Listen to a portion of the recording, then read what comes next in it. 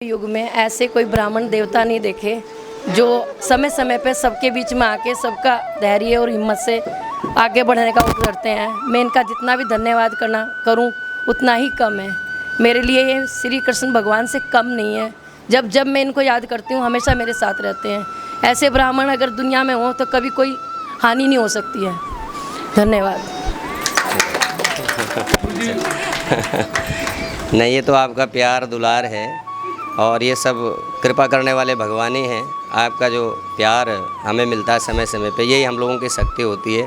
क्योंकि संतों का जीवन भी ऐसा ही है कि जब आप सब लोग अपने भक्ति भाव के साथ, श्रद्धा के साथ हमें स्मरण करते हैं और हमारा जो दायित्व है, हमारा दायित्व भगवान के प्रति भगवान का ज्ञान हर जगह वितरित करना, सभी को भगवान की ओर ले जाने का कार्य है।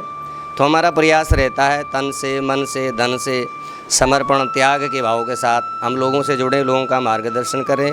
आज का युग जहाँ क्लेशों की क्रांति अपने सबके दिमाग में चल रही है, चाहे वो घर परिवार में हो, चाहे संसार में हो, चाहे पड़ोसियों के बीच हो, तो मन शांत नहीं है, अशांत है। किसी के वैभव देख करके मन अशांत है, अपने दुख को देख करके मन अशांत है, अपनी पीड़ाओं को देख के मन अशांत है। तो ऐसे बहुत सारी चीज़ें। लेकिन जब हम भगवान की ओर जाते हैं, भगवान की ओर जुड़ते हैं और धर्म कार्य में अपने सहभागिता दे पाते हैं तो ये बड़ा सौभाग्य होता है। फिर मन का जो भी द्वंद्व है, मन में जो भी ईर्ष्या हो रही है, किसी के प्रति राग हो रहा है, मन अशांत हो रहा है, ये सब कुछ नहीं है, हमारी अज्ञानता है कि किसी का बैर है आपस में। कुछ बांटना नहीं है संसार में। कुछ दिन का मेला है, आए हैं, सबको जाना है, अंतिम लक्ष्य मृत्यु ही है।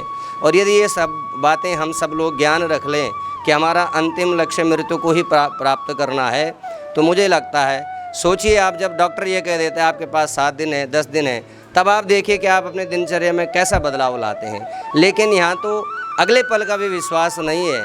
डॉक्टर फिर भी कह देता है 10 दिन है, 15 दिन है, लेकिन आप देखिए कि एक पल का भी विश्वास नहीं है। ये सोचकर यदि जीवन जिएंगे तो मुझे लगता है फिर मन में कोई भी तृष्णाएं, मन में कोई भी चिंतन इस प्रकार का नहीं होगा कि मन दुखित हो जाए। दुख और सुख मन के भीतर ही है, जिसे हम जागृत करेंगे वही जागृत हो जाता है।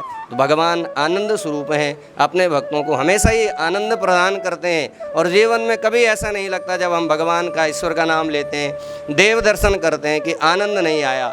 संसार में एक ऐसी ही चीज़ है भगवान का नाम। जब भी आप लो सुबह शाम दिन रात, तभी आपको आनंद की अनुभूति होगी। तो ये आनंद छोड़ करके इस दुखालय के दुख को आप स्वयं प्राप्त कर रहे हो, इसके लिए हम स्वयं जिम्मेदार हैं। तो हमें यह दुखालय को दूर करने, दुख को दूर करने के लिए केवल भगवान की शरणागति सर्वोत्तम है। उन्हीं की शरण में हमें जाना चाहिए। धर्मेण हन्येत व्याधि, धर्मेण हन्येत ग्रह, धर्मेण हन्येत शत्रु, यतो धर्म ततो जया। धर्म की शांति की